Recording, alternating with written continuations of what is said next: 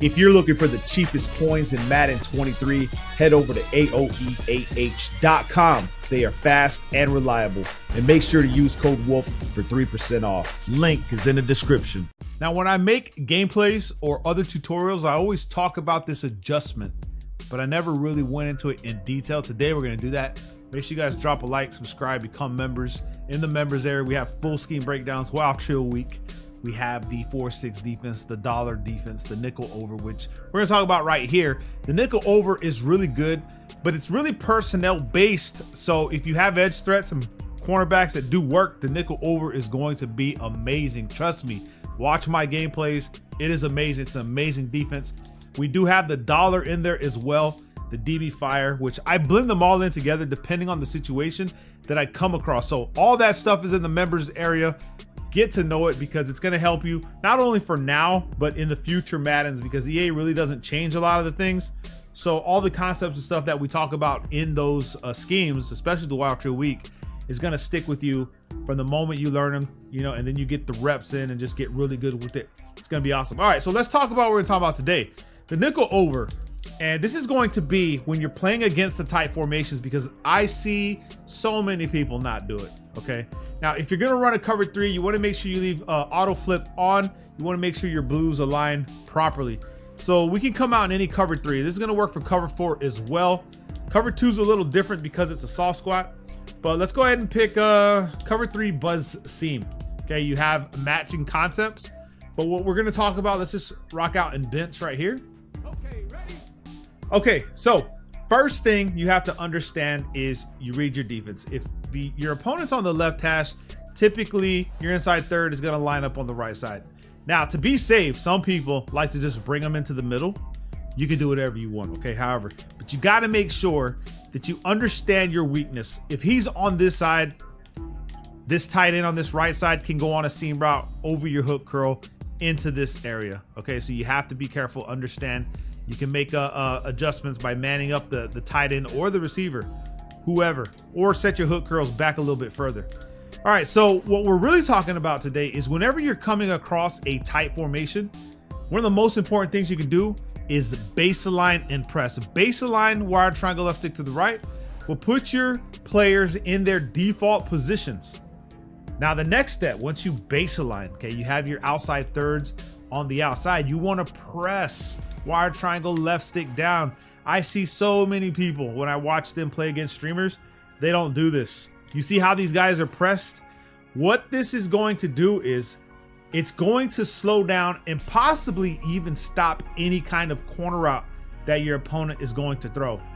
All right.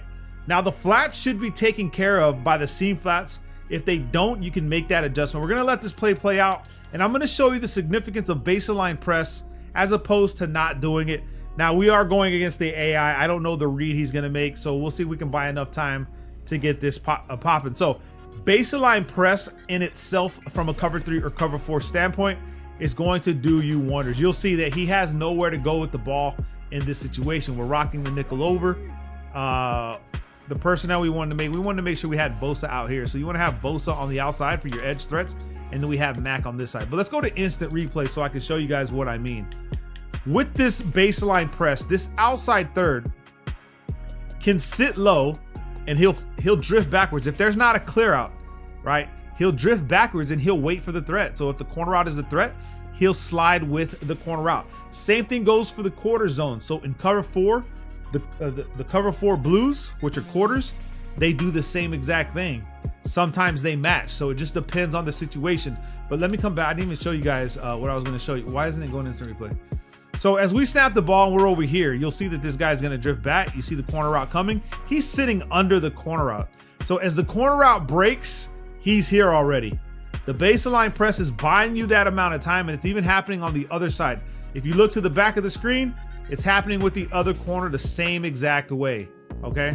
Now, if I don't do nothing and I leave it this way, chances are he'll still be there, but a really good wide receiver can break that corner and get to the left side. You'll see it. I'll show you guys right here. You'll see that a good wide receiver, maybe one with abilities, is going to get to the outside. So we pay attention to the outside over here, assuming this was the corner out, right? You'll see that the outside third is out of position, which means he can a pass lead it this way to the sideline, and he's going to be open. Now, that was an ugly corner route by this guy. So let's just see if they run it better in a stock cover 3. Maybe. Right there again, it's the same thing. You see it in the backfield. The guy's got a clear advantage. Now, this is just this is the bench corner route. There's better corner routes out there. You know what I mean? And I probably should. Let's see if we can find one in this type formation. This one should have a decent one somewhere. We'll come back to the cover 3 buzz seam. And let's try to find a better corner route because that bench one was kind of... It might be X out. We might have to go with X out or X dig. One or the other. Let's go with X dig. X dig seems to be good. Okay, same thing. We got the corner route. We're just going to leave it stock so you guys can see the corner route being ran. He still runs the corner route. Terrible. Terrible route running. I don't know why it's like that, but it is a terrible corner route that's being ran. But anyway, let's just go to it. You'll see the outside third is out of position immediately in this play. Pass leading and stuff like that. And if it was a better corner route, he's cutting to that edge, especially in wide out halfback swing. It's going to cook you from the tight offset tight end. Baseline press will slow that completely down. He won't even be able to do that. We can actually do something with our user here in the middle of the field. Boom, edge. There's the hook curl. And I'll show you guys how we were able to do that off of bait. You see just the defense seems like it's more stout just by running the baseline press. So let's go to instant replay and let's watch what happens with this corner route. You'll see the outside third. He's playing underneath it. He's in very good position to make a play on the ball. Okay, very good, better position than he was before. And it'll throw your opponent off because they don't know if it's cover 2, right? Because it's baseline. Remember, your soft squat can sit there, okay?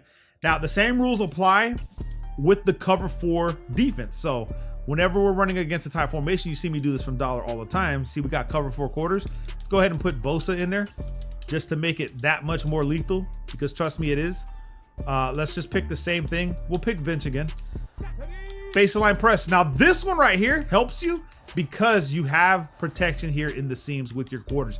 This is why I tend to lean more toward the cover 4 defense that I use in dollar than I do cover 3, because cover 3 can get cooked up that seam. This one will kind of slow it down. However, you still have people that can get open. You'll see the weaknesses like right in this position, over the middle. So it just depends on the play. All right. Let them snap the ball. People are in position, and there's our pass. That's why we love nickel over so much. Remember what I told you at the beginning of the video, right? But let's come over here to instant replay. And this is the same style, same setup, same look.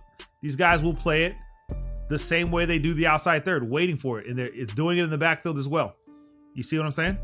So what a lot of people like to do is they will keep that and they'll deep half these two guys, right? Like this. So you'll press and you'll have deep halves on the outside. And if you want more protection, you take one of your inside guys, which is Joseph Day, and you can put him on a vertical hook. Now he goes to the right, which is going to throw your opponent off. Now, if you're going to run this style of setup, make sure you're on the line with your user to engage a lot of 1v1 blocks. And you can ride out like this. So he'll jump back to the, well, he's supposed to jump out to the vertical hook, but he didn't. But Bosa's already after him. Now right there, you'll stick with your user because the corner route is taken care of by the quarter. So let me show you guys again, baseline press. Let's go ahead and put them on a vertical hook. You can put any one of them on a vertical hook. Just understand where they're going. Hit the line so you engage the 1v1s. And then we'll just play back here. He's not going in his vertical hook, which is interesting. And there goes Bosa, bro, just after him immediately. And I tell you guys, this is why I love using this guy in the game. So I just want to share that with you guys. I'll drop more tips, simple tips, easy ones that you guys are probably forgetting or not using. So stay tuned for that. Love you guys, man. Peace.